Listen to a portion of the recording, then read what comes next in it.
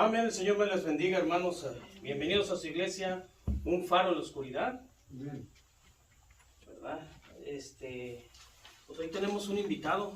Amén. Al ratito lo van a conocer. Es el hermano Moisés, o Moisés, como le quieran llamar, ¿verdad? No hay problema con eso, ¿verdad? No. No, ok, perfecto. Bueno, pues vamos a, antes que nada, bienvenidos, ¿verdad? Gracias. Una semana sin vernos. A los que vienen aquí, bueno, están invitados, qué bueno que vinieron, ¿verdad? Pues nos da un gusto que estén aquí y vamos a empezar con nuestro servicio. Amén, Señor me les bendiga. Porque es tiempo de adorar al Señor.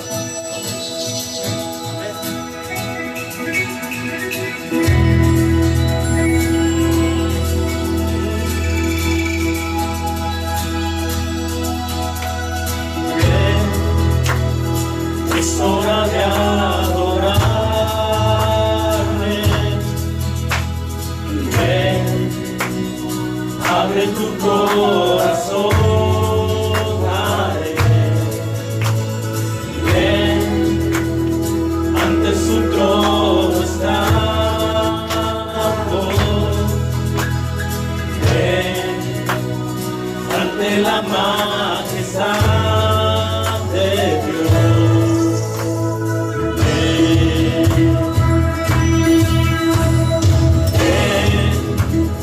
Es hora de adorarle. Ven, abre tu corazón a Él. Ven, ante su trono estamos. Ven, ante la majestad de Dios.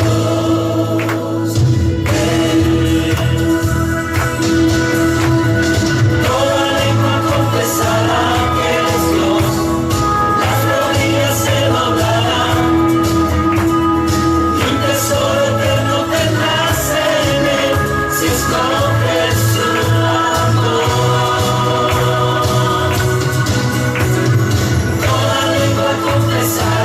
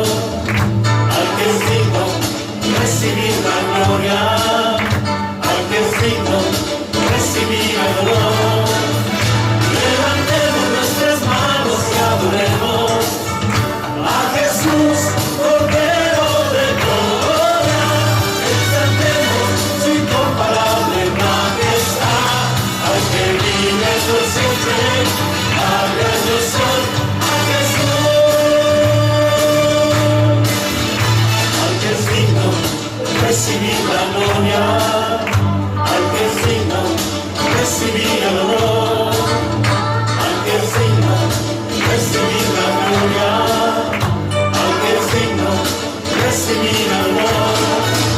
Y levantemos nuestras manos y adoremos a Jesús, Cordero de gloria, y exaltemos su incomparable majestad, al que vive por siempre, al gran yo soy, a Jesús.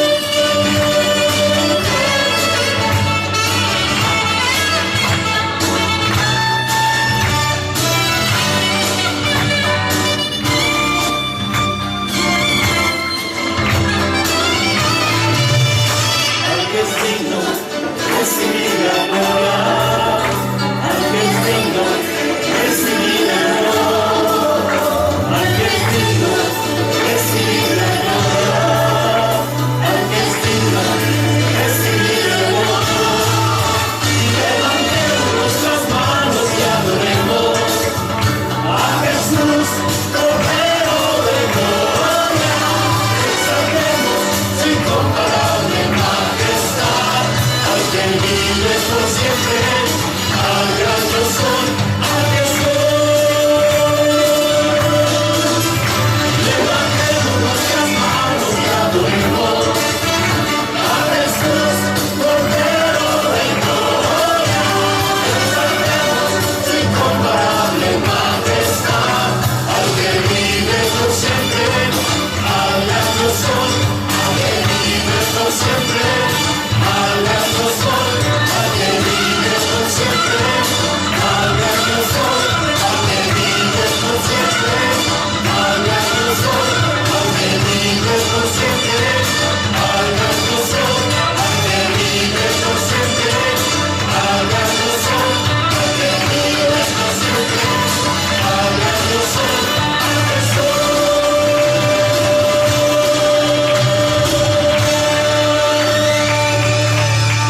Amén. A ti sea la gloria y la honra, Señor. Bueno, pues como les dije al principio, tenemos un invitado, ¿verdad? Y pues le damos el tiempo a nuestro hermano Moisés. Este canto se llama Maravilloso Amor. ¿Cómo es que nos ha perdonado? Como al rebelde liberó y a los ciegos él sanó.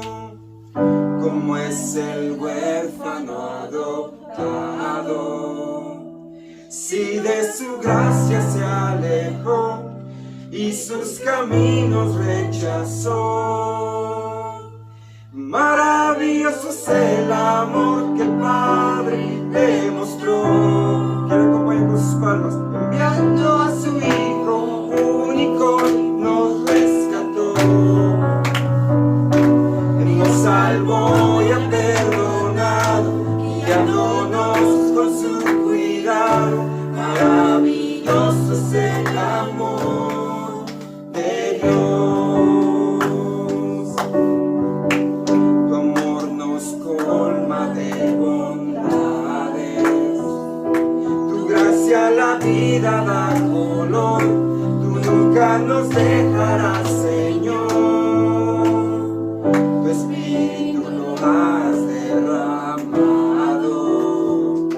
nuestra adopción ya confirmó y el porvenir aseguró.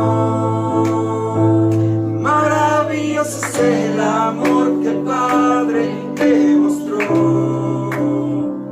enviando a su Hijo único nos rescató. Él nos salvó y ha perdonado, guiándonos con su cuidado. Maravilloso es el amor de Dios.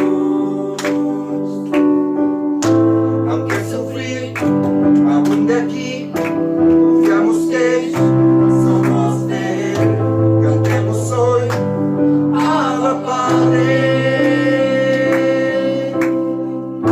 Aunque al sufrir abunde aquí, confiamos que somos de Él. Cantemos hoy, Abba Padre.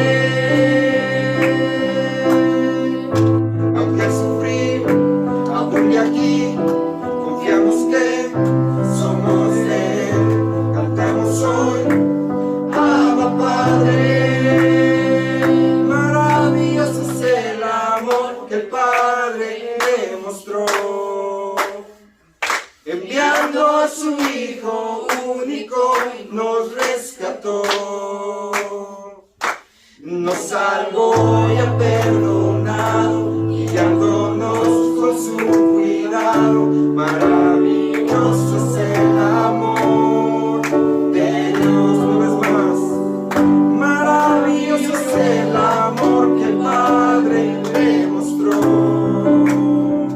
enviando a su Hijo único y nos rescató, nos salvó y ha perdonado, guiándonos con su cuidado.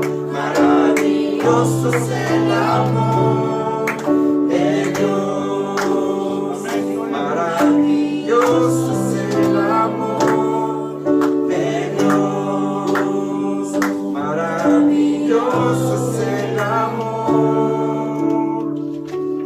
de Dios. Amén, gloria a Dios.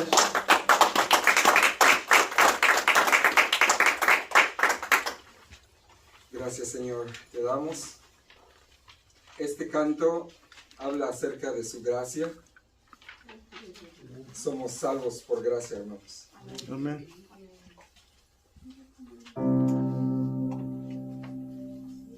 Pues siempre eres fiel, oh Dios,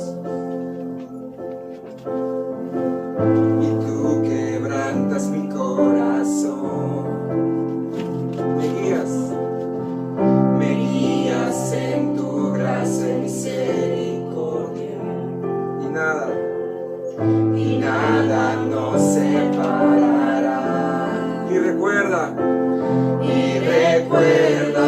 tu pueblo, recuerda tus hijos, recuerda tus promesas, oh Dios. Tu gracia, Señor, tu gracia, Señor, tu gracia, Señor, me basta hoy. Tu gracia, Señor, tu gracia, Señor, tu gracia, Señor, me basta hoy. Tú eres amor, tú eres amor y verdad.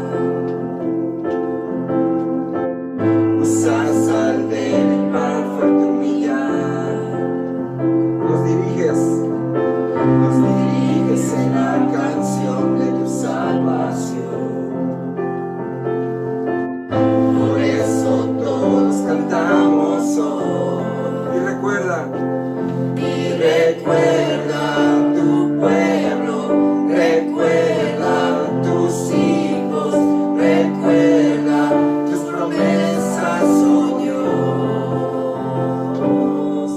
Tu gracia, Señor, tu gracia, Señor, tu gracia, Señor, me basta hoy.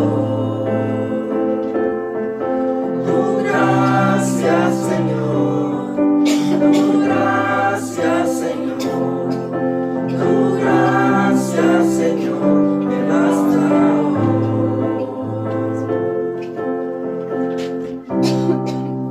Gloria a Dios. Amén, gloria a Dios. Amén.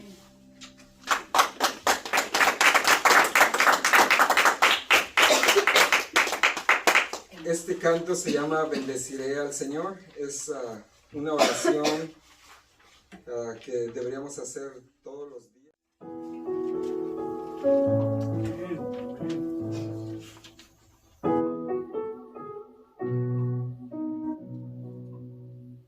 Bendeciré al Señor, Dios de mi salvación. Él ha sido tan bueno para mí. Bendeciré al Señor, mi Rey, mi Salvador. He puesto mi esperanza en Él. En el día de angustia, en el día de angustia, en Él esperaré. En el día de felicidad, también le buscaré. En todo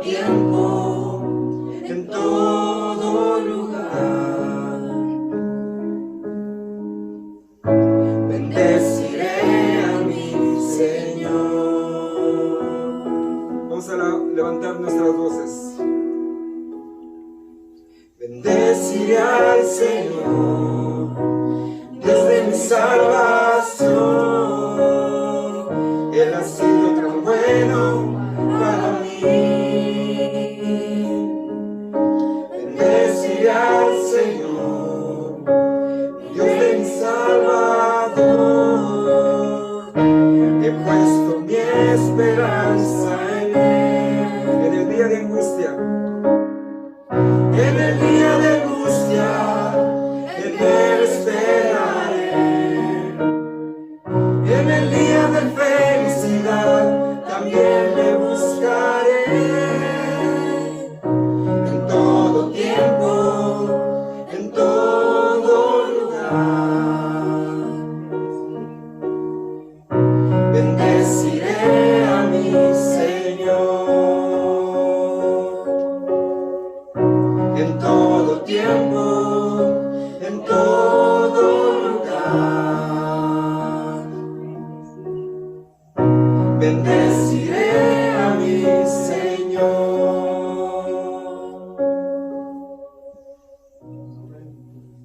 Gloria a Dios. Gracias, Señor. Aleluya. Bueno, Dios es grande, Dios es maravilloso. Gracias por Moisés, por su esposa, por su nena, que están aquí con nosotros. Gracias. Me acuerdo que el año pasado, hace un año, el año pasado estuvimos juntos festejando la Navidad un ratito ahí, y al día siguiente el recalentado, ¿verdad? Claro. Ahí nos conocimos. Los hermanos van a la iglesia del pastor Ramiro de arriba, que es un amigo mío también, ¿verdad? Y bueno, supimos que éramos cristianos ahí, y ya nos conocimos, nos presentamos, nos cuidamos las carteras, porque nos dimos cuenta que éramos chilangos, ¿verdad? Y como en el abrazo, ¿no? No lo voy a checar, ¿verdad? A checar carteras, sí. Y gracias, Moisés, gracias a tu esposa, gracias a tu hija, que están aquí. Soy malo con los nombres, ¿me puedes repetir el nombre? Mariana. Mariana, ok, Mariana. Karen. Karen, ok. Karen, Mariana y Moses. Ok, Dios bendiga, gracias. Espero que no sea ni la primera ni la última vez que nos canten algo aquí. ¿A dónde más podemos ir, Padre, si no es a ti? Porque tu socorro viene de ti, Señor.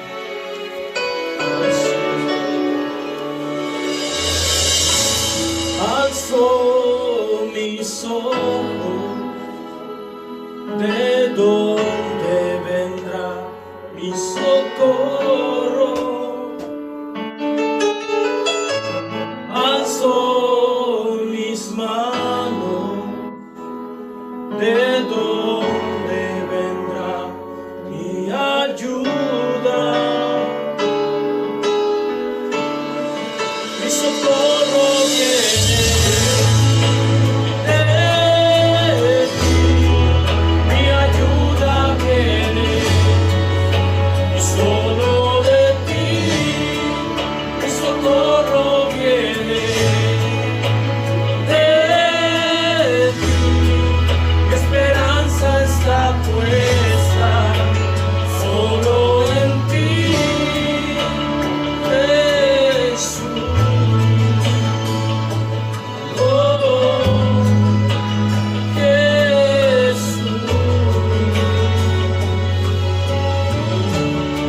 ¿Por qué no lo cantas conmigo?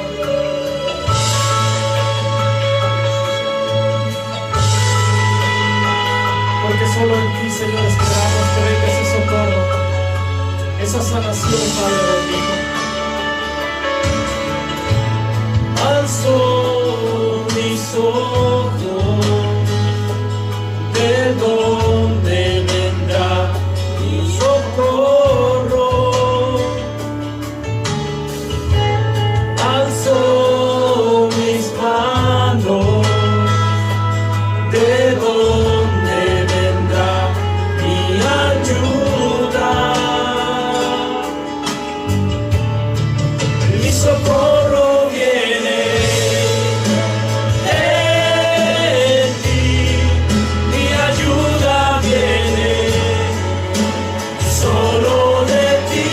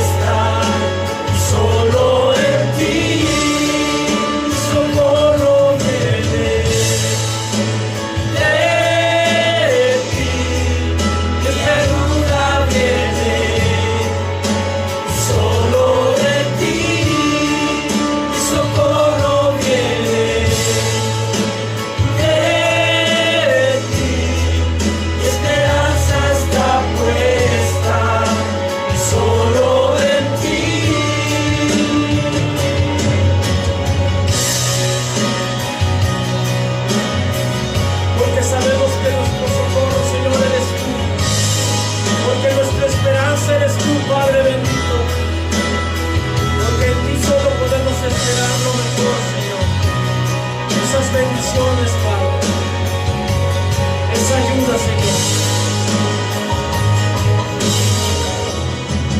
Mi socorro viene de ti, mi ayuda viene y solo de ti.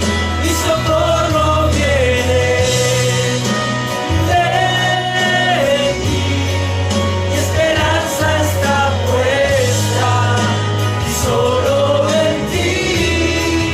Mi socorro viene de ti, mi ayuda viene y solo de ti. Mi socorro viene de ti, mi esperanza está puesta y solo en ti.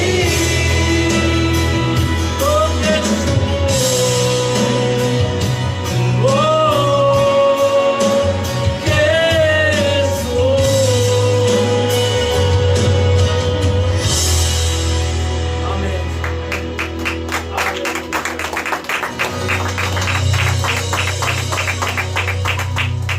Gracias, Cristo.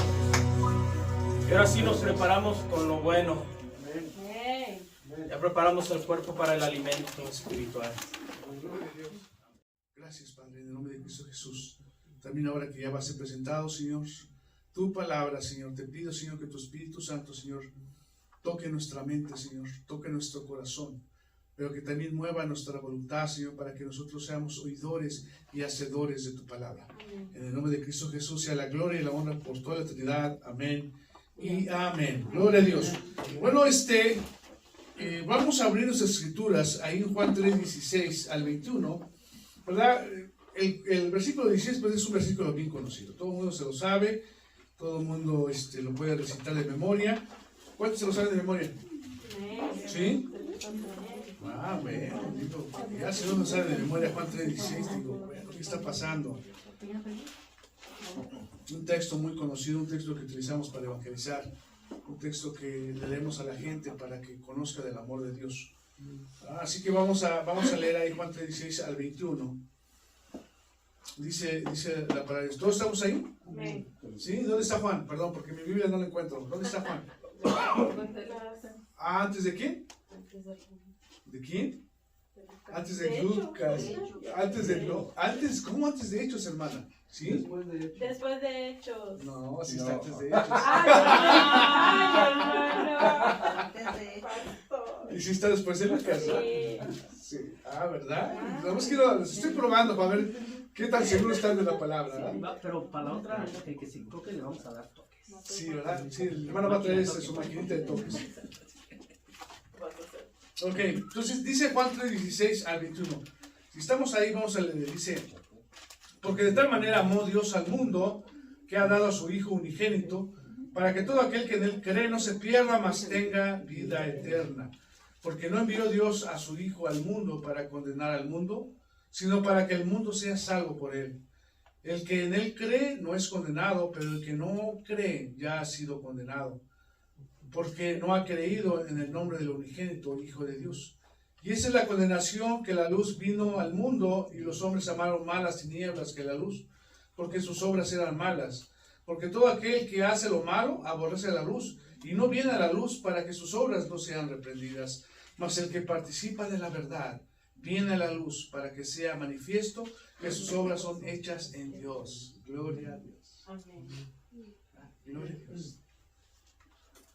Decía hace rato en mi oración, gracias a que el Hijo de Dios, la segunda persona de la Trinidad, el Hijo de Dios vino a tomar la carne, vino a ser hecho hombre, para que Él fuera tentado en todo lo que nosotros somos tentados, y Él comprenda y nos entienda nuestras propias debilidades. Él sabe, como Dios, Él sabía el dolor, pero intelectualmente Dios conocía el dolor, pero no lo sabía experimentalmente. Dios conocía nuestras debilidades, pero no las experimentaba Él porque es Dios. Pero en Cristo Jesús, Él pudo experimentar el dolor, Él pudo experimentar el sufrimiento, Él pudo experimentar la angustia, Él pudo experimentar, hermanos, ¿verdad? Al desánimo, pudo experimentar, y por eso Él nos comprende, por eso Él nos comprende cada una de nuestras situaciones difíciles que pasamos y que a veces nos angustiamos. Él las comprende. Amén. Él nos comprende. Y es lo más grandioso. Amén. Es lo más grandioso. Juan escribe esta carta, es uno de los evangelios, es casi uno de los finales evangelios que escribe Juan, ¿verdad? Son 4 evangelios. ¿Cuáles son los 4 evangelios? Mateo, Marcos, Lucas y Juan. Y los 3 primeros evangelios son conocidos como los evangelios sinópticos, porque están muy parecidos, ¿verdad? Claro, cada uno de los evangelistas o cada uno de los escritores escribe dependiendo cuál es el propósito que quiere llevar al oyente. ¿A qué oyentes les está escribiendo? ¿A qué oyentes quiere que reciban el mensaje? Entonces, es la manera que ellos escriben o cómo va dirigido, ¿no? Mateo escribe ¿a quiénes? Escribe a los judíos, ¿verdad? Por eso es que en Mateo encontramos una cantidad grande de profecías del Antiguo Testamento cumplidas en Cristo Jesús, ¿verdad? Tenemos a Marcos. ¿Marcos a quién escribe? ¿A quién escribe Marcos? ¿A quién es?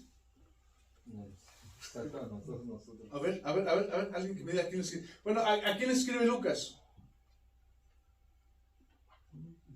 ¿A quién le escribe Juan? Bueno, se lo voy a dejar tarea para que lo investiguen, ¿verdad? Lo voy a dejar tarea para que investiguen eso. Ya les dije el primero, ahora quiero que investiguen. Nada más se meten a Google, tan facilísimo, ahora con la tecnología de nuestro tiempo. Usted nada más métase a Google y ponga ahí a quién le escribió Lucas. El Evangelio de Lucas, ¿a quién va dirigido? El Evangelio de Marcos, ¿a quién va dirigido? El Evangelio de San Juan, que eso se lo voy a decir porque es lo que vamos a hablar, ¿a quién va dirigido? Ahora, en nuestro tiempo, hermanos, es muy fácil encontrar información, ¿verdad? En Google. Y como dijera, nada más Google it, ¿verdad? Nada más dice Google it, y ya, encontramos. Y sobre todo los jóvenes, que son los que saben más usar la tecnología, ¿no? A mí me cuesta todavía como viejito, pues, me cuesta entrar a la tecnología, pero todos ahí andamos, ¿verdad? Bueno, el Evangelio de Juan, hermanos, es un evangelio distinto, ¿verdad? Aunque se llama evangelio porque habla acerca de Cristo, ¿verdad? Es un evangelio que no está dirigido específicamente a un grupo, sino está específicamente dirigido a los inconversos, pero también está dirigido a la iglesia, ¿verdad? Entonces, Mateo, Marcos y Lucas están dirigidos a un cierto grupo, y podemos llamarle podríamos decir que étnico, ¿verdad? Está dirigido uno a los griegos y otro está dirigido a los romanos. Ya ustedes se van a investigar cuál es cuál, para que no les dé la tarea tan fácil, ¿verdad? Pero Juan dirige su evangelio a la gente, a los inconversos, porque vemos que en el capítulo 20 Juan dice, bueno, y todo lo que es escrito es para que conozcan que Jesús es el Hijo de Dios y el Salvador, ¿no? Pero también dice, es escrito a la iglesia, porque en los evangelios, por decir, Mateo escribe y redacta a Jesús como el Mesías, ¿no? Los otros 2 evangelios, uno redacta como el hombre, ¿verdad?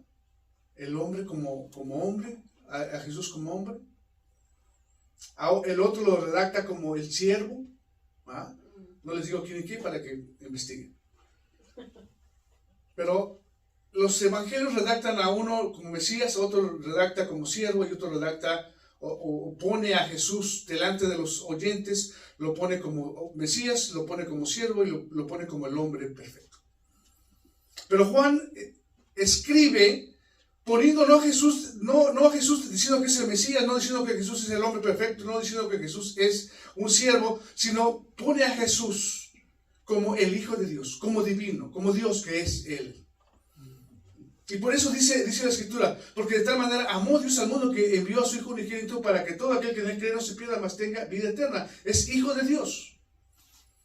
Y en Juan capítulo 1, versículo 1, dice la Escritura que del principio era el verbo, en el principio era la palabra. Eso es lo que dice Logos, ¿verdad? Era la palabra. Y dice, y la palabra estaba con Dios. Y esa preposición que dice prostonteón en griego, estaba con Dios, ¿ah? Prostoteón, estaba con Dios. Es una preposición de acción, es una preposición de movimiento, que nos quiere dar a entender que cuando el Hijo de Dios, antes de ser Jesús, El Hijo de Dios estaba junto con el Padre, estaban en una relación tan íntima, en una relación de amor, de convivencia. Eso es lo que está diciendo. Y la palabra era Dios, ¿no? Y la palabra tenía la misma esencia de Dios, porque no dice la palabra es Dios, ¿no? O Dios es la palabra, sino dice la palabra es Dios. Está hablando de su esencia, de su naturaleza divina. Pero bueno, eso ya nos entraríamos a hacer exégesis del versículo 1, y no estamos en el versículo 1. Solamente me estoy introduciendo para que vean cómo es que Juan quiere mostrar tanto a los inconversos, ¿verdad?, como a la iglesia, quién es Jesús.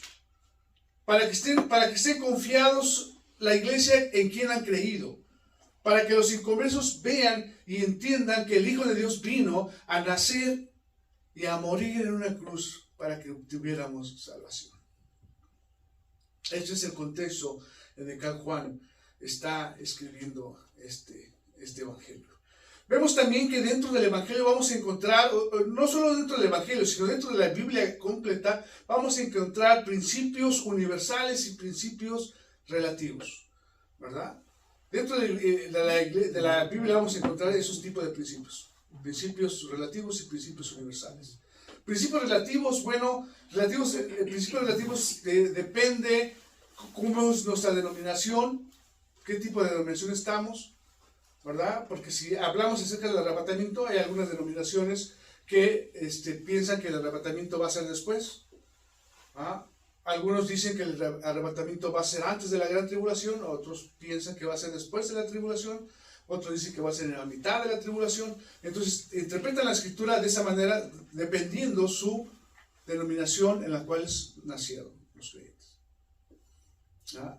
Algunos, si hablamos de la cena del Señor, algunos dicen, bueno, se tiene que hacer cada mes. Unos dicen, no, cada semana se debe de hacer. Otros dicen, no, cada año. Unos dicen, bueno, hay que usar vino verdadero para hacer la Santa Cena, ¿ah? Y usar pan sin levadura. Otros dicen, no importa, lo podemos hacer con juguito de uva, con pancito, lo podemos hacer. Entonces, esos son podemos llamarle que son principios relativos o son enseñanzas bíblicas relativas porque son de acorde al tiempo, al momento, ¿verdad? Porque también podemos hablar acerca de cuando Pablo dice que las mujeres no vistan ostentosamente, ¿no? En ese tiempo. Y que las mujeres no usen pantalón porque no pueden usar ropa de hombre. Y si nosotros aplicamos ese principio histórico, es un principio histórico, no es un principio universal, es un principio histórico.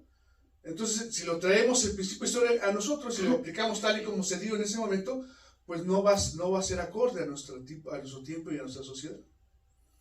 ¿Verdad? No podemos hablar porque no podemos traer un principio histórico a nuestro tiempo porque vivimos tiempos diferentes. Nuestra cultura es diferente, nuestro tiempo es diferente a ese tiempo. Entonces, a eso le podemos llamar principios relativos, dependiendo el tiempo, dependiendo la denominación, dependiendo de la persona. Pero hay principios universales que esos no cambian a través del tiempo. Son principios universales que no van a ser, el mismo va a ser hace 2000 años, que va a ser el mismo hace 1000 años, que va a ser el mismo hoy en nuestro tiempo 2022. Esos principios se le llaman principios universales, que no cambian. Principios universales que tenemos como iglesia evangélica, que nos hace ser evangélicos, cristianos evangélicos, y no ser cristianos católicos, o ser cristianos mormones, o ser cristianos testigos de Jehová, que nos hace ser cristianos evangélicos, o cristianos protestantes, como algunos nos llaman, o hermanos separados, como nos llama la iglesia católica. Tenemos ciertas doctrinas fundamentales que les llamamos, ¿no? Creemos en la Trinidad, creemos que Jesús es Dios, que el Padre es Dios y que el Espíritu Santo es Dios, ¿verdad? Creemos que la iglesia es el cuerpo de Cristo. Creemos que cuando nosotros tenemos la Santa Cena, creemos que solamente estamos representando el sacrificio que hizo Cristo, pero no, esos elementos no es que se convierta Jesús en el pan, ¿verdad? Su cuerpo en el pan o su sangre en el vino, sino que simplemente es simbólico. Eso creemos. Creemos que Jesucristo vino y murió en la cruz. Creemos que Jesús es Dios y es hombre. Creemos que Jesús va a venir nuevamente por segunda vez. Entonces, esos principios universales o fundamentos principales son los que nos hacen ser a nosotros cristianos evangélicos. Nos hacen ser diferentes a los demás. Llámese presbiteriano, llámese metodista, llámese bautista, llámese pentecostés. Tenemos los mismos principios fundamentales. Entonces, pero ya los principios relativos, pues ya cada quien entiende como quiere entender, ¿no? Unos que sí hay lenguas, otros que no, otros que sí hay dones espirituales, otros que no, pero eso no es un principio universal. ¿Sí me explico? Amén. Ok, entonces ahora lo que vamos a analizar en esta tarde son principios universales, principios que no cambian, que siempre van a ser el mismo. Principios en los cuales no lo podemos cambiar ni lo podemos interpretar a nuestra forma que queremos interpretarla. Son principios que no podemos interpretarlos. Si yo soy pentecostés, voy a interpretarlo de una manera. Si soy bautista, lo voy a interpretar de otra manera. No, ese principio no puede cambiar. Esos principios no varían. Esos principios siempre van a ser los mismos. Por eso es un principio universal. Y vamos a analizar en esta tarde, vamos a analizar 3 principios universales. 3 principios universales, hermanos, que nos tienen que ayudar a mejorar nuestras vidas cristianas. Porque desgraciadamente, hermanos, estamos viviendo en tiempos tan difíciles que muchos cristianos se llaman cristianos, pero realmente no son cristianos, son cristinos. Viven una cristiandad aparente, viven un cristianismo de apariencias. Dicen ser cristianos, pero se comportan como si fueran mundanos. ¿No? Y eso es lo que vamos a ver. Así que nuestro primer principio universal, o nuestro principio bíblico, que vamos a ver es el porqué de la maldad en el mundo. ¿Por qué hay maldad en el mundo? Y no nos vamos a enfocar acerca del libre albedrío, porque eso es lo que la maldad hay por la libertad que tenemos de decidir el bien y el mal. Pero hay algo bien importante, ¿verdad? Vaya ahí en el mismo capítulo que estamos, de Juan capítulo 3, vamos al versículo 19 y 20. Y aquí nos dice Jesús, porque el que está hablando es Jesús. Y aquí nos dice, ¿por qué de la maldad en el mundo? ¿Por qué hay maldad en el mundo? ¿Verdad? Dice 19 y 20. Dice, y esta es la condenación, que la luz vino al mundo y los hombres amaron más las tinieblas. O sea que uno de los principios es que el hombre no viene a Cristo, que hay maldad porque el hombre no quiere venir a la luz, quiere mantenerse en la oscuridad, quiere seguir viviendo la vida que está viviendo porque está cómoda, está alegre, le gusta hacer lo que hace. Luego sigue diciendo, y dice, y los hombres amaron más las tinieblas que la luz porque sus obras eran malas. Muchos de los hombres y muchos de los ateos son ateos porque saben que si ellos reconocen que existe Dios, saben que hay principios universales morales que deberían de cumplir, ¿verdad? Y como no les gustan esos principios morales, pues mejor soy ateo, ¿no? Mejor evito creer en Dios para que no mi conciencia me recrimine si yo hago algo inmoral hay en mi vida, ¿no? Entonces mejor rechazo la idea de que hay Dios para que no afecte. Y es lo que decía Nietzsche, ¿no? Y es lo que decía Sartre y unos filósofos. Decían, bueno, cuando uno tiene la mente a Dios, eso es lo que hace que uno se culpe, ¿verdad? Sartre dice que cuando él quemó una alfombrita, ¿verdad? Lo mismo de la creencia de Dios hizo que él se sintiera mal y se sintiera culpable casi un montón de tiempo. Dice, pero cuando uno no tiene la conciencia de Dios, uno evita esa culpabilidad. Y dijera Karl Marx, ¿no? Dice, bueno, la religión es el opio de la sociedad, porque los tiene adormecidos, ¿no? La gente hace lo que la religión dice. Pero ¿cuál es la gran realidad? ¿Verdad? Que el creyente no hacemos lo que la religión dice, sino que el creyente hace lo que la Biblia nos manda y nos indica que hagamos. Que es la diferencia. Entonces, ¿por qué de la maldad en el mundo? Bueno, porque a los hombres les gusta hacer lo malo. Cuando he evangelizado, algunos me dicen, no, es que los cristianos son muy aburridos porque no bailan, no toman, no fuman, no son mujeriegos. Entonces, esa es la excusa para no ser cristianos. Esa es la excusa para no buscar a Dios, porque les gusta hacer lo malo. ¿verdad? Está la luz y ellos prefieren estar en la oscuridad. Eso es lo que nos dice Juan. Pero vamos ahí a Romanos capítulo 3. A ver qué nos dice Pablo. Eso nos está diciendo Jesús. Ahora ¿qué nos dice Pablo ahí en Romanos capítulo 3? ¿Verdad? ¿Por qué la maldad del mundo? Vamos allá a Romanos capítulo 3, versículo 9 al 18. ¿Estamos ahí? ¿Romanos? ¿Qué libro está antes de Romanos? ¿Cuál? ¿Seguro? Ahora sí, ¿verdad? Dice que sí.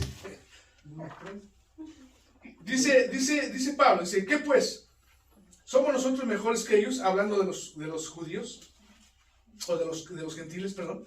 Dice, en ninguna manera, porque ya hemos acusado a judíos y a gentiles que todos están bajo el pecado. ¿Ya? Tanto judíos como gentiles, o sea, nosotros somos los gentiles, porque no somos judíos, de nacimiento, de raza, somos gentiles. Pero dice Pablo, bueno, ya he acusado que tanto judíos como gentiles dice, están bajo condenación, están bajo pecado. Porque dice, como está escrito, dice, no hay justo ni siquiera uno. Y luego dice, no hay quien entienda, dice, no hay quien busque a Dios, todos se desviaron a una, se hicieron inútiles, no hay quien haga lo bueno, no hay ni siquiera uno. Dice, sepulcro abierto es sus gargantas, con su lengua engañan, veneno de aspides hay debajo de sus labios, su boca está llena de maldición y de amargura, sus pies se apresuran para derramar sangre, quebranto y desventura hay en sus caminos, y no conocieron camino de paz. No hay temor de Dios delante de sus ojos. Ese es el punto, no hay temor. El pecado, la maldad en el mundo es porque no hay temor de Dios en las vidas de ellos. Y como dice Jesús, ¿verdad? Está la luz, pero ellos no quieren venir a la luz porque sus obras son malas y no quieren que lo vean. Pero déjeme decirle algo, regrese ahí a Juan 3. Pero déjeme decirle algo, usted y yo podemos escondernos y hacer lo malo. Y ustedes pueden decir, bueno, no, pues el pastor se ve bien, se ve. Pero puedo tener una vida doble allá afuera, ¿verdad? Aquí me presento así con una aureola de santo, ¿verdad? Y cuando entro aquí al salón, entro así con las manos aquí así, ¿no? Y cantando, aleluya, aleluya, ¿no? Y casi despegándome del piso, ¿no? De la santidad. Pero llevo una vida doble porque ya afuera soy un diablo. Y como les he dicho muchas veces esto, muchos de nosotros los cristianos, cuando salimos de casa, salimos con nuestros cuernos, ¿no? Salimos con los cuernos, ¿verdad? Nuestra esposa atrás de nosotros, los niños por ahí, ¿verdad? Y nosotros como buenos hombres, machos mexicanos, pues caminando hacia adelante, ¿no? Y las mujeres detrás. Llego a la iglesia y hay un perchero ahí en la entrada de la iglesia, me quito los cuernos, cuelgo los cuernos, agarro mi aureola y me pongo mi aureola, ¿verdad? Y entonces ya cuando voy a entrar a la iglesia agarro a mi mujer de la mano, ¿verdad? Y a mis hijos de la otra mano, ¿no? Y entro todo así bien santo, bien santificado. Cuando termina el servicio me quito mi aureola, la cuelgo, agarro mis cuernos y me los vuelvo a poner. Y toda la semana vivo una vida mundana, ¿no? Muchos cristianos así somos. Y digo, me incluyo y digo, somos no porque lo sea, sino porque, ¿verdad? Uno debe de incluirse cuando uno habla de los demás, para que no se oiga así como que, ay, los demás sí y él no. Pero este es el problema. Ese es el problema, porque muchas veces nosotros nos podemos esconder de la gente, nos podemos esconder de los hermanos en el caso de nosotros, pero no nos podemos esconder de Dios. Dios sabe tal y cual somos nosotros. Dios sabe de qué pata cojeamos, ¿verdad? A Él no podemos engañar. Pero hay hombres que siempre se esconden para hacer lo malo. Y vamos a analizar dos tipos de personas.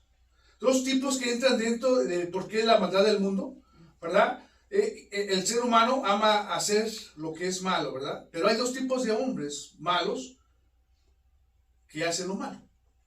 El primer grupo que tenemos que hace lo malo, bueno, tenemos aquellos que francamente lo hacen, abiertamente lo hacen, como los asesinos, los violadores, los pedrazas, los rateros, los que secuestran, los sicarios y todos esos que hacen abiertamente lo que ellos hacen, lo que les gusta. ¿No? Hay ese tipo de personas. Pero también tenemos el otro tipo de personas, son aquellos que aparentan ser buenos, que aparentan que son personas buenas, que son personas correctas, que son personas, ¿verdad?, honorables. Y en esto podemos ver acerca en Gálatas capítulo 5, 19 al 21, que no nos habla de cosas tremendas y duras y feas, ¿verdad? Vamos ahí a Gálatas, para que no digan que el pastor les está mintiendo. Vamos ahí a Gálatas capítulo 5. Gálatas capítulo 5, no lo encuentro en mi Biblia. ¿Dónde está Gálatas? Después de Antes de Corintios. Después de Corintios y antes de Efesios. Efesios. Ok, muy bien, hermano Moisés. Está atento el hermano Moisés. Capítulo 5, ¿verdad? Versículo 21.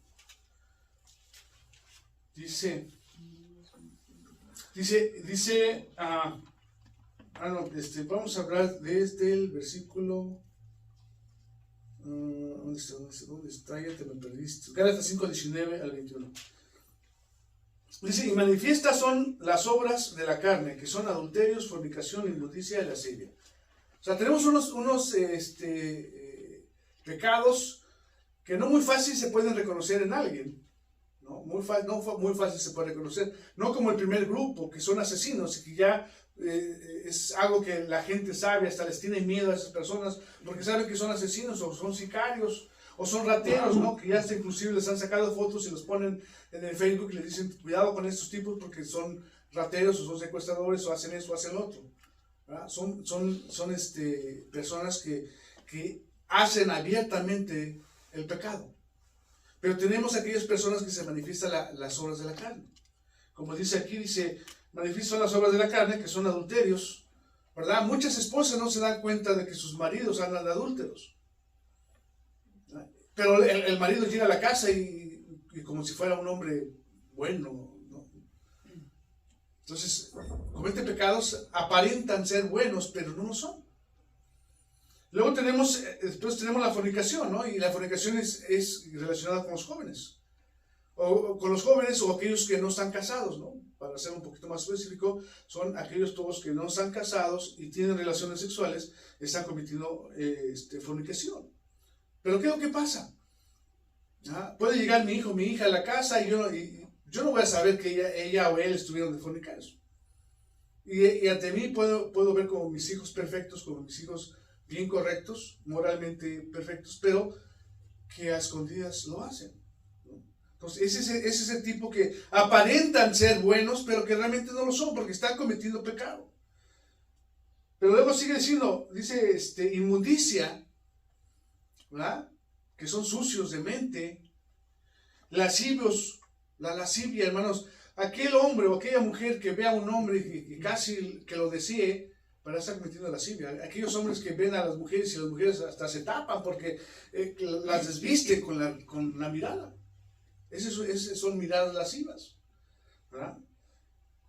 Entonces puede aparentar ser un buen hombre, pero cuando ve a una mujer se ve, ¿no? Se ve que no es. Luego tenemos la idolatría. ¿Quiénes de nosotros como cristianos somos idólatras en el sentido de tener imágenes? Yo creo que ninguno, ¿no? Yo creo que los que somos cristianos, voy a hablar de cristianos evangélicos, no voy a decir de los cristianos católicos, pero de los cristianos evangélicos, ¿quiénes de nosotros tenemos imágenes para adorar? Ninguno, ¿no? Pero la idolatría no solamente es en cuanto a imágenes, sino es en cuanto a quién le damos el primer lugar. La idolatría es en cuanto en qué posición está Dios delante de nosotros. Un teólogo, filósofo que se llama Karl Barth, dice que todo aquella preocupación que no sea última, o sea, nuestra preocupación última, que no sea Dios, es idolatría. Si nuestra preocupación es el trabajo y no es Dios, es idolatría. Si nuestra preocupación última es nuestra esposa, nuestro esposo, es idolatría. Si nuestra preocupación última son nuestros hijos, es idolatría. Si nuestra preocupación última es mi carro, Es idolatría. Todo aquello que sea nuestra preocupación última, que no sea la preocupación de Dios. ¿Y por qué tiene que ser una preocupación última? Porque tiene que ser lo principal. Tengo que estar preocupado de cómo está mi vida delante de Dios. Tengo que estar preocupado si mi vida realmente da testimonio a la gente de que Cristo vive en mí. Porque ¿cómo puedo mostrar a la gente que existe Dios? Ya lo he dicho varias veces. ¿Cómo puedo decirle a la gente Dios existe? ¿Cómo le puedo decir a la gente Cristo está vivo, no quedó muerto porque ya históricamente todo el mundo sabe que Cristo es un personaje real, ¿verdad? Todo el mundo sabe, los historiadores aún ateos saben que Jesús es un personaje histórico. Pero ¿cómo puedo mostrarle a la gente que realmente resucitó? ¿Cómo puedo mostrarle a la gente que verdaderamente Cristo está vivo? ¿Cómo lo puedo mostrar? Exactamente, solamente lo puedo mostrar a través de mi vida. Por eso somos nosotros el cuerpo de Cristo, ¿verdad? Por eso nosotros somos sus ojos, somos sus oídos, somos su boca, somos sus manos, somos sus pies de Cristo.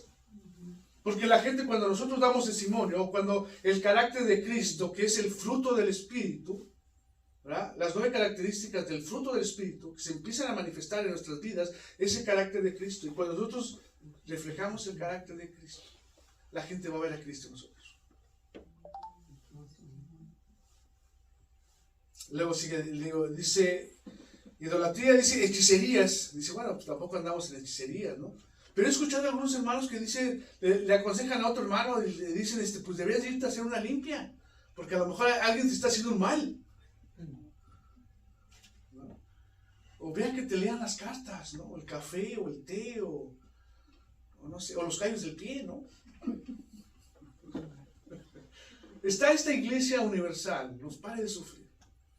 ¿Verdad? Que hasta en la tele hay anuncios y hay programas de ellos. Y que invitan a la gente a hacerse limpias. Y la gente va. Aquí en nuestra iglesia universal vamos a quitar todo el problema.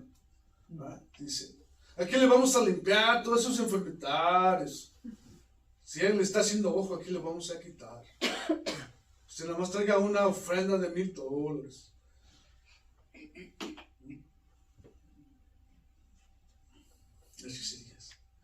Y luego dice enemistades.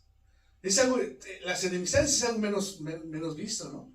O sea, podemos creer, vemos a una gente y pues esa gente se ve bien, se ve que es buen creyente, se ve que es buen vecino y todo eso, pero tiene enemistades, ¿verdad? Ya no le habló al hermano o a la hermana porque no le saludó. Ay, pasé cerca de la hermanita y ni siquiera me saludó, ni siquiera me dijo un Dios te bendiga, ¿no? Le estiré la mano y me la dejó ahí estirada. Ay, ese pastorcito, ¿cómo habla de pecado? De veras, ya. Enemistades. Entonces estoy en pecado, ¿no? Porque son las obras de la carne. Entonces, hay 2 tipos de personas, los que pecan abiertamente y que todo el mundo sabe que es un vil pecador, y hay aquellos que aparentan ser buenos, pero que también son pecadores, que también están apartados de la luz. Y bueno, y podríamos seguir, ¿no? Iras, celos, contiendas, aquellos hermanos o hermanas que son bien celosos y que, pobres de las mujeres, sobre todo porque el hombre es el que más celoso es, ¿no? Pobres de las mujeres, ahí les andan celando. ¿Ah? Pobrecitas, ni siquiera piensan, ellas nada más piensan en su marido y ya, aquel. ¿Ah? O también hay mujeres, ¿no? También tenemos mujeres que son muy celosas, también, pobrecitos de nosotros los hombres, ¿verdad? Ni siquiera estamos viendo a una mujer que va pasando, simplemente pues vamos caminando por ahí y ella viene para acá y ya las mujeres nos están metiendo pellizcos ahí, ¿por qué andas viendo? ¿Por qué andas viendo, no? No, por favor, ¿no? Entonces también es pecado. ¿Verdad? También los celos es pecado, aquí nos dice. Y no solamente en celos en cuanto a nuestras parejas, sino celo también en cuanto a propiedades, porque a lo mejor aquel vecino se compró o el hermano se compró un buen carro y digo, híjole, ¿cómo? ¿Por qué se compró ese buen carro? No, vieja, tenemos que comprar un carro. Nos tenemos que comprar un carrito igual o mejor todavía que el del hermano, ¿no? Iras, contiendas, disensiones, herejías, envidias, homicidios, borracheras, orgías y cosas semejantes a estas, acerca de las cuales os amonesto, como ya os lo he dicho antes, que los que practican tales cosas, dice, no heredarán el reino de Dios.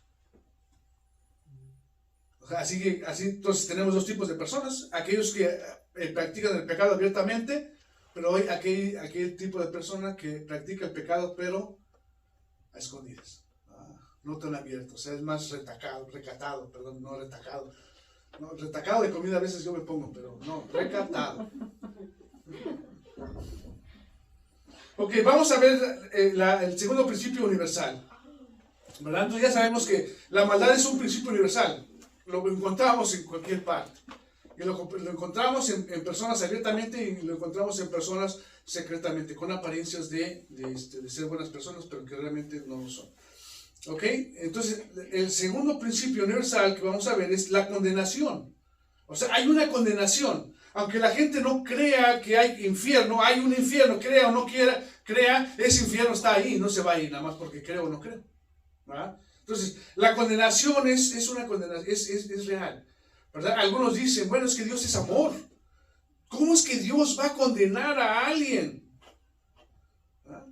Es que no es posible que Dios pueda mandar a alguien al infierno, a que Dios es amor. Y entonces se basan en el amor de Dios para decir que no hay condenación. Pero vamos a ir, ¿qué dice la Biblia? Vamos a ir en Juan 3, versículo 18. ¿Verdad? Nos regresamos a Juan. Juan capítulo 3, versículo 18. Dice, el que cree, dice, el que en él cree, o sea, hablando de Cristo, el que en él cree, dice, no es condenado. Dice, pero el que no cree, dice, ya ha sido condenado porque no ha creído en el nombre del unigénito Hijo de Dios. Entonces, hay una condenación. O sea, es algo real, no es algo de mentiritas.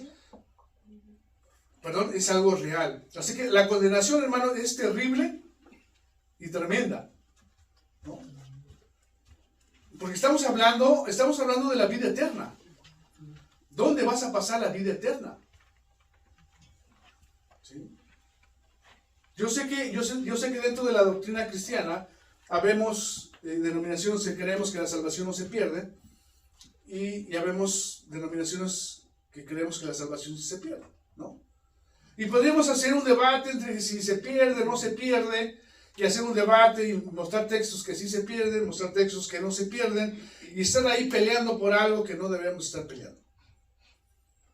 El hecho es, hermanos, que la Biblia sí nos manda a que tenemos que presentarnos santos delante de Dios. Así que la condenación, hermanos, es algo terrible y es real, ¿verdad? No es algo mitológico, no es mitología griega, ¿verdad? Donde encontramos a Hades como el rey del inframundo, ¿verdad? Y que todas las almas llegan ahí con Hades y ya deciden si sus obras fueron buenas o fueron malas para ver si se van a vida eterna o se quedan sufriendo ahí en el Hades, ¿verdad? La condenación no es tampoco una historia de los abuelitos, ¿verdad? Que nos enseñaban que el infierno es el rey también del infierno, ¿verdad? Y que el diablo tiene sus demonios en los cuales están atormentando a la gente ahí, están en ollas quemándose o en fuego y ahí están los demonios, ¿no? Echándole más leña para que se quemen más fuerte y todo eso. No es así la condenación, ¿no? De hecho dice la escritura que el primero que va a ir al infierno, que es el lago de fuego, ¿quién va a ser? ¿Antes que él? Antes del anticristo, ¿quién es el que va a ser lanzado al lago de fuego? ¿La muerte? Satanás. No, ese es el tercero. Los que no creen. No, esos son los cuartos. El primero que va a ser lanzado va a ser el falso profeta. El anticristo, Satanás y aquellos que no están escritos en el libro de la vida. ¿Ok? Entonces, no es aquella historia que nos contaba, que el diablo sea allí el jefazo, sino que el diablo también va a ir al infierno. Y también va a ser condenado y también va a sufrir el diablo en el infierno. No es una invención de un grupo religioso, ¿verdad? Que inventó el infierno para que la gente, los feligreses, tuvieran miedo y obedecieran al pastor o al padre o al cura o al que sea. No es tampoco eso, no es una invención de la religión, como muchos pretenden decir, que la religión inventó el infierno. ¿Verdad? La condenación es real, hermanos, pues así lo marca la Biblia. Vamos a ir a Apocalipsis capítulo 21, versículo 8. Apocalipsis 21. ¿Cuántos capítulos tiene Apocalipsis? Si alguien sabe, que me diga. 22. 22. Ay, hermana, pues está viendo el último. No, eso es trampa. Eso es como dijeron aquí en Estados Unidos. Eso es cheating. Así siempre diga. 22. Ok, Apocalipsis capítulo 21, versículo 8. ¿Qué es lo que nos dice? A ver, alguien que lo lea. Un valiente que nos lea el versículo 8 del capítulo 21. Pero los cobardes e incrédulos, los abominables y los homicidas, los fornicarios, hechiceros, los idólatras y todos los mentirosos tendrán su parte en el lago que arde con fuego y azufre, que es la muerte segura. Segunda. Ok, entonces hay un lago de fuego en el cual van a ser lanzados todos aquellos que practican el pecado, ¿verdad? Aunque se llame cristiano, un cristiano que practica el pecado no puede ser hijo de Dios, sino es hijo del diablo, porque Juan dice que el que practica el pecado es del diablo. ¿Ah? El que practica el pecado. ¿Cuál es la diferencia en nosotros? ¿Quién comete pecado a los que estamos aquí? Yo levanto la mano. Porque yo cometo pecado. ¿Quién no comete pecado? Todos cometemos pecado. Entonces, ¿cuál es la diferencia cuando dice Juan que el que practica el pecado es del diablo? ¿Cuál es la diferencia? Que está practicando, que todo el tiempo que no para. No para. Sí. Cuando uno juega fútbol a veces, ¿verdad? A veces avienta una cascarita, eso no es practicar fútbol, ¿no? ¿O sí? No, ¿Qué es practicar fútbol? está todo el tiempo. Ir a todos los entrenamientos, jugar todos los partidos, practicar. Entonces, dice que el que practica el pecado es del diablo. Entonces, aquel que peca, que sigue pecando y sigue pecando. Constante. ¿Sí? O sea, nosotros los creyentes cometemos pecado. Por eso Juan en su primera carta, el capítulo 2, versículo 1, dice: hijitos míos, si alguno hubiera pecado, abogado tenemos para con el Padre, ¿no? Si no hubiera la posibilidad de que nosotros pecáramos, Juan no hubiera escrito si alguno hubiera pecado. Pero hay la posibilidad de que nosotros los cristianos pequemos. Pero tenemos abogados. O sea, ¿cuál es el punto? Que Juan dice: bueno, si tú cometes pecado, no dejes que el pecado pase. Arrepiéntete. ¿Cometiste pecado? Arrepiéntete en ese momento, ¿no? Porque ¿qué es lo que pasa? Si nosotros cometemos pecado y no pedimos perdón a Dios, nos vamos alejando. Y la vez que viene ya no va a ser un pecado, van a ser 2 pecados. Y si no le pido perdón a Dios y no me arrepiento, después van a ser 3 pecados, y después van a ser 4, y después se me va a hacer fácil vivir una vida de pecado y voy a comenzar a practicar el pecado. Y si yo comienzo a practicar el pecado, dice que entonces soy del diablo. ¡Wow! Es tremenda cosa, ¿no? Entonces tenemos que cuidar nuestras vidas. Tenemos que cuidar nuestras vidas. En Apocalipsis 20:10, ahí para que vean que lo que yo les estaba diciendo, quiénes son los primeros que van a inaugurar el infierno. ¿Verdad? ¿Quiénes son los que van a inaugurar el infierno? En el 20:10, Apocalipsis 20:10, ¿verdad? Ahí nos dice quién es el que va a inaugurar el infierno. Dice: el diablo que los enseñaba fue lanzado en el lago de fuego, azufre, desde donde estaba la bestia y el falso profeta, y serán atormentados día y noche. Bueno, aquí nos menciona el diablo primeramente, pero en el Apocalipsis, en los demás textos, nos habla acerca de quién es lanzado primeramente, ¿no? Es lanzado primeramente el falso profeta, luego el anticristo, y después el diablo, y después aquel que no fue hallado en el libro de la vida. Pero si dice donde estaban ya los falsos falsos profetas. Donde estaban ya. Ok, entonces, gracias, Moisés. Y dentro de la condenación hay 2 tipos de personas: los condenados y los no condenados, ¿no? O sea, también tenemos 2 tipos de personas. Entonces, ¿quiénes son los condenados? Bueno, los condenados, primeramente dice el versículo 18b de Juan 3, dice que los que no creyeron, ¿no? pero dice el que no cree, dice ya ha sido condenado, ¿no? Entonces, los condenados primeramente es el que no cree, ya ha sido condenado. Todo aquel hombre, o hombre me refiero género, hombre o mujer, que se le ha dado el mensaje de salvación y no ha creído, no ha aceptado, está condenado. Que si se muriera en ese momento ya no tiene salvación, ¿verdad? Claro que nuestra última llamada es hasta el último aliento que tenemos, es nuestra última oportunidad. Ya cuando yo suspiro el último aliento, pues ya se acabó la oportunidad, ¿no? Ya no hay segundas oportunidades, no hay un purgatorio donde yo voy a ir a lavar mis pecados, no lo hay. Así que, hermanos, si usted está esperando el purgatorio, no lo espere porque no hay. Mejor arrepíntase aquí en ese momento, aquí en la tierra, mientras usted tiene aliento de vida todavía. La condenación, hermanos, es ser juzgados ante el trono del juicio blanco, ¿no? El gran trono del juicio blanco. Está en Apocalipsis 20, 11, 13, no lo vamos a leer. Yo creo que ya lo han escuchado, de que serán juzgados, ¿verdad? El hombre, bueno, el ser humano será juzgado delante del trono, ¿verdad? Delante de Jesús. Y ahí es donde van a ser expuestas todas las obras que el hombre ha hecho. Y ahí es cuando va a decir Jesús, tú vas a ir al infierno por esto, por esto, por esto, por esto. ¿Ya?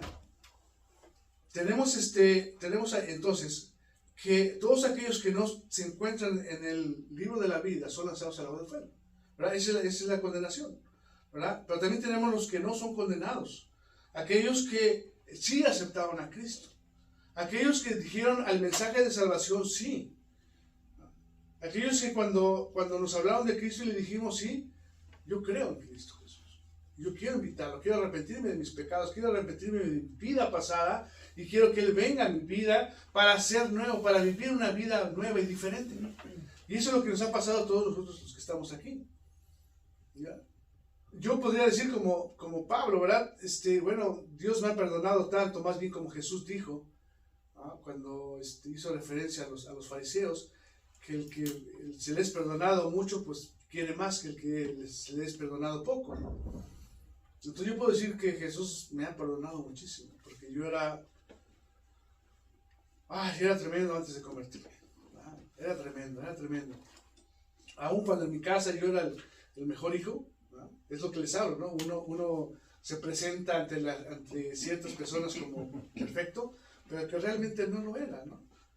Me acuerdo que en mi casa pensaban que mis primos eran los que a mí me estaban influenciando, y era al revés, yo era el que influenciaba a mis primos. La que sí sabía era mi tía, ¿no? Y cada que me veía casi me ponía cruz, ¿no? Cuando me veía llegar a la casa de ella, ¿no? Pero el Señor me perdonó. Amén. Y así a cada uno de nosotros nos ha perdonado. Amén. Y gracias a eso, hermanos, ahora nosotros tenemos salvación. Y ahora estamos en el grupo de los no condenados. Amén. Amén. Pero ¿saben qué, hermanos? Tenemos que ir y predicar a la gente, porque mucha gente está yendo al infierno. Yo no sé, un día voy a salir a predicar al parque y voy a pedir valientes que vayan conmigo, ¿verdad? Que vayan, porque a mí las piernas me van a empezar a temblar cuando estoy en el parque. Entonces necesito a alguien que me sostenga y que me diga, tranquilo hermano, tranquilo. Usted puede. Sí, usted puede. Tenemos que salir a la gente y presentarles el Evangelio, porque muchos están muriendo sin Cristo. Muchos creen que son buenos y no son buenos. Muchos creen que se van a ganar la salvación porque dan dinero. Muchos piensan que se van a salvar la salvación porque van a la iglesia todos los días. Y no es así. No es por obras, ¿no? Dice Pablo. No es por obras para que se vanaglorien, sino es por gracia. Así que cuando dice la Biblia que cuando hay un pecador que se arrepiente, dice que hay gozo en los cielos. Hay fiesta. Y lo dice ahí en Lucas capítulo 15, versículo 7 y 10. Dice que cuando un pecador se arrepiente hay fiesta en los cielos. Cuando usted se arrepintió, en ese momento Dios hizo un fiestón. Y los ángeles estaban ahí gozándose y repitiendo su nombre, ¿verdad? Alegres y contentos porque ya habían sido arrancados de las garras de Satanás.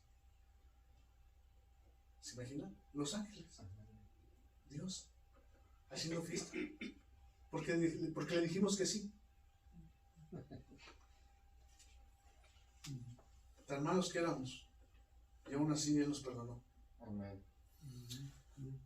Nuestro nombre está escrito en el libro de la vida. Ya no vamos a leer más versículos porque ya llevo como 20 horas predicando.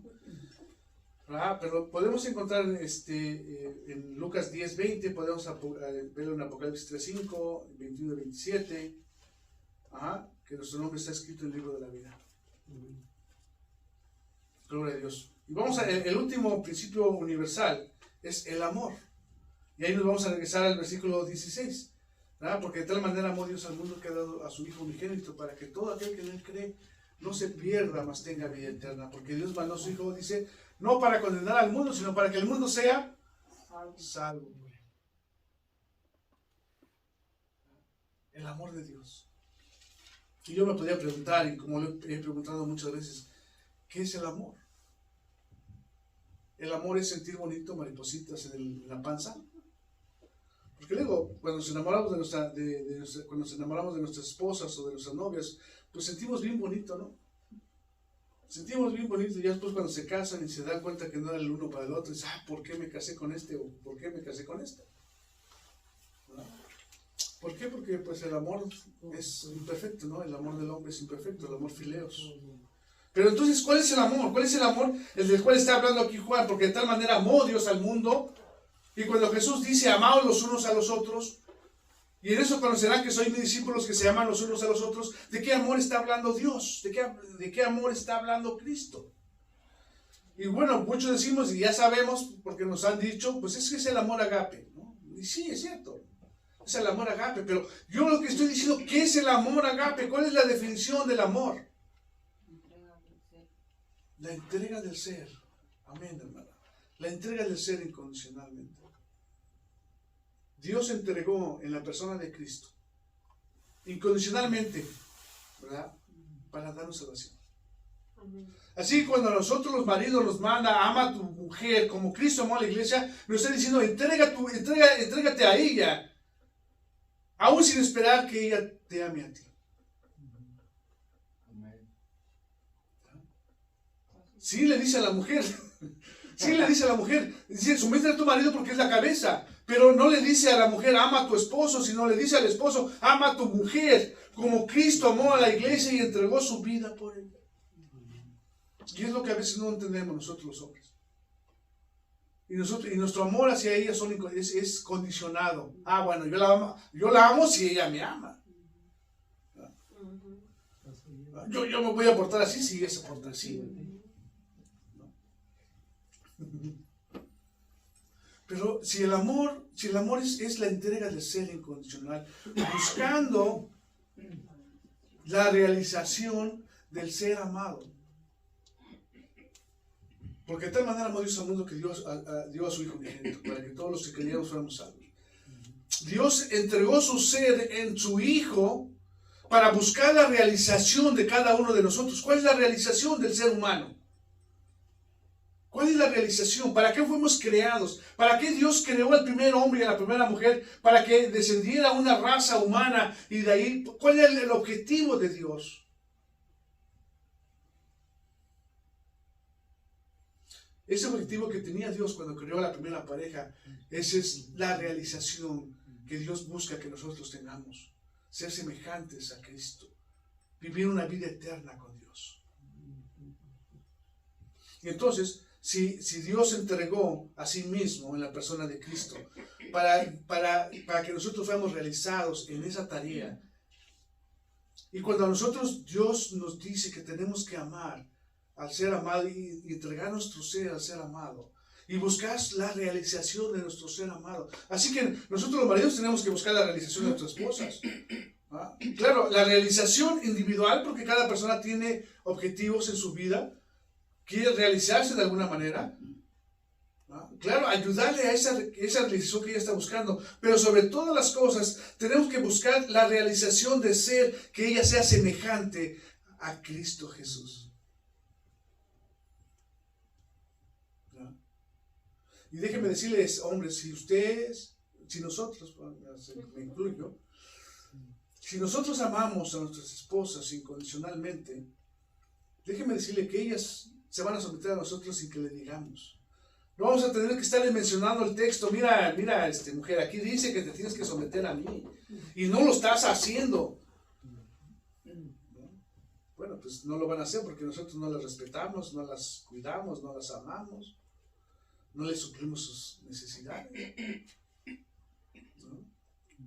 Cuando dice que nosotros somos la cabeza de la mujer, estaba diciendo, bueno, nosotros ejercemos gobierno sobre la mujer. Pero ¿cuál es el gobierno que Dios, el gobierno bíblico? No está hablando de un gobierno humano en el cual el gobierno somete al gobernado, donde pisa sus derechos del gobernado. ¿Ah? No está hablando de ese gobierno decayente. Si cuando Dios habla que nosotros gobernamos sobre la mujer, es porque el gobierno bíblico es cuidar, proteger, suplir. Eso es lo que significa cuando nosotros somos las cabezas. O sea, sí tenemos gobierno sobre las mujeres, pero gobernar sobre nuestro ser amado es cuidarlo, protegerlo, respetarlo, suplir sus necesidades. ¿Verdad?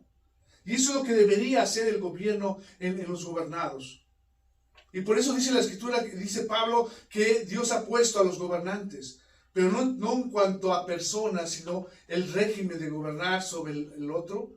Porque si gobernar es suplir necesidades, es proteger y cuidar, eso es lo que el gobierno tiene que hacer en nosotros. Bueno, ya me estoy metiendo con política, ¿verdad? Pero bueno.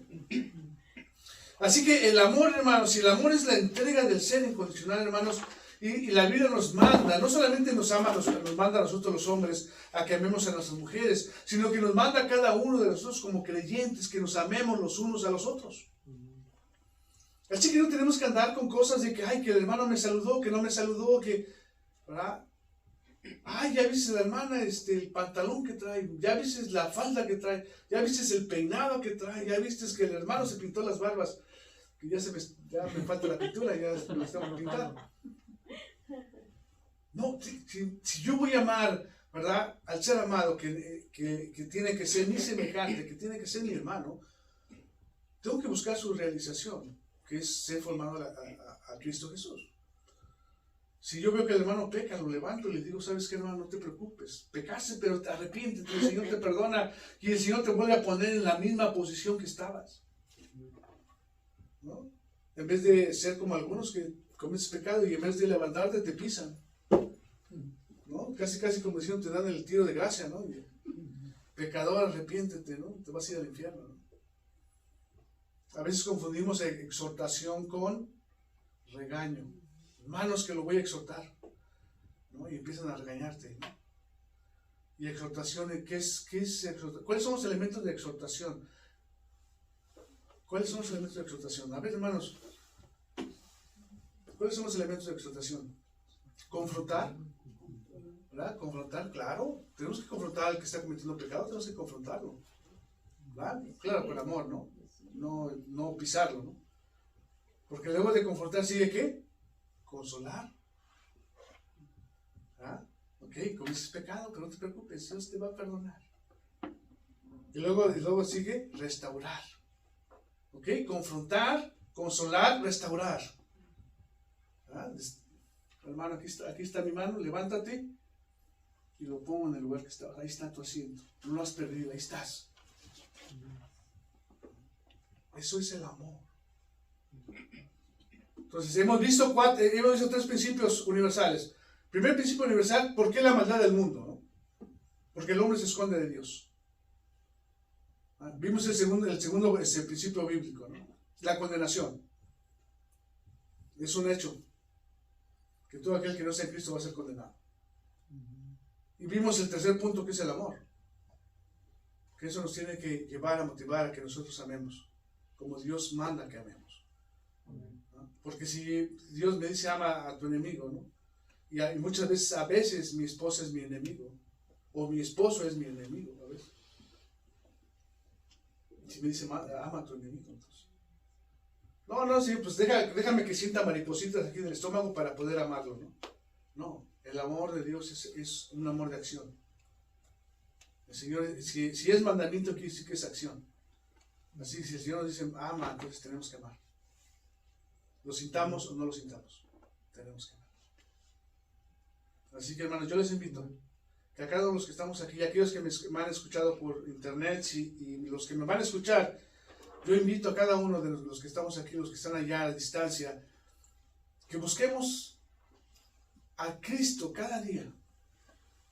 Que busquemos tener una relación más íntima con el ser amado que es Cristo Jesús. Y todo lo demás, hermanos, va a caer por añadidura. Y no solamente estoy hablando acerca de nuestras economías, sino estoy hablando de nuestra propia vida espiritual. Estoy hablando acerca de los cambios que tenemos que tener cada día. Vea cómo fue el año pasado. Y si a la fecha usted no ha tenido un cambio desde enero del año pasado, está pasando algo. Está pasando algo. Porque todos nosotros debemos tener un cambio, por muy pequeño que sea, debemos tener un cambio.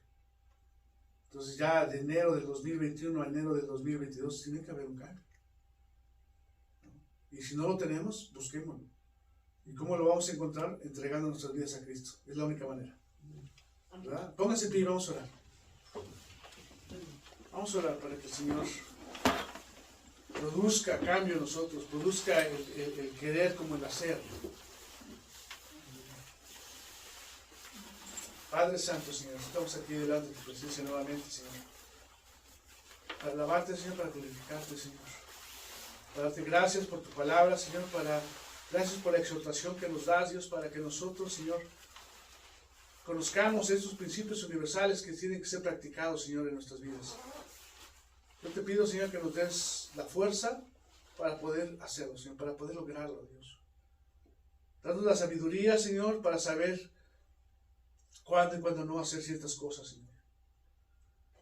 Danos, Señor, el deseo, Padre, de cada día que busquemos un cambio en nosotros. En el nombre de Cristo Jesús, te doy la gloria y la honra por toda la eternidad. Amén y amén. Pueden sentarse, hermano. Y aquí le doy lugar a su hermano. Yo pienso que fue más claro que el agua, ¿no? Lo que escuchamos el día de hoy.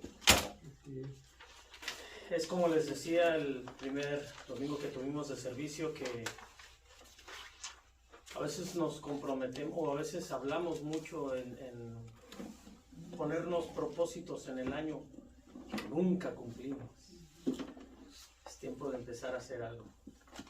Es tiempo de empezar a hacer un cambio. Es hablar menos y hacer más. Así es. Amén.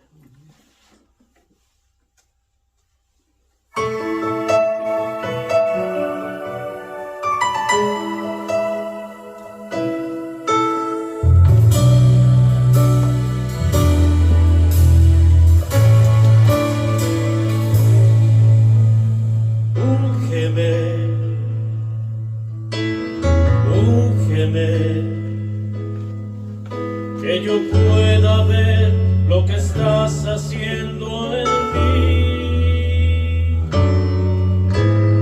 Úngeme, úngeme, que yo pueda ver lo que estás haciendo en mí. Mi corazón anhela tu presencia y mi alma desea tu altar. Yo solo quiero recibir un toque tuyo y que tu unción me pueda transformar.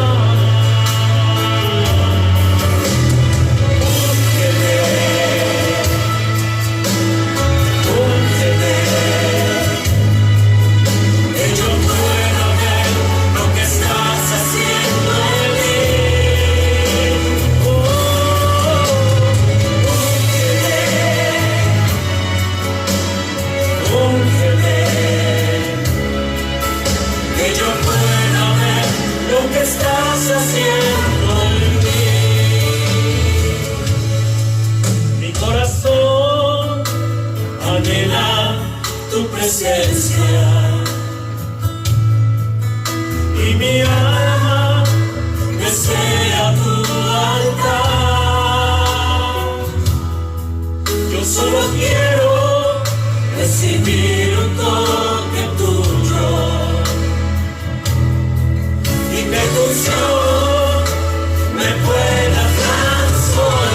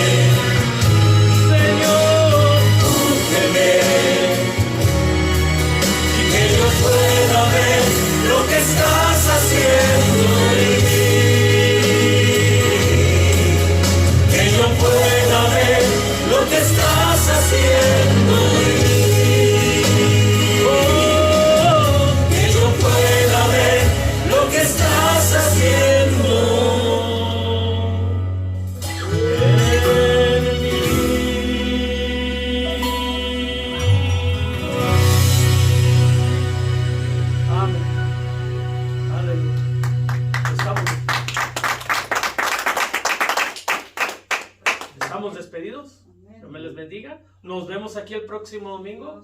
Y a los que se conectaron, pues que no se les olvide que el próximo domingo y el martes también estamos conectados. Así es que, bueno, Señor me les bendiga. Amén.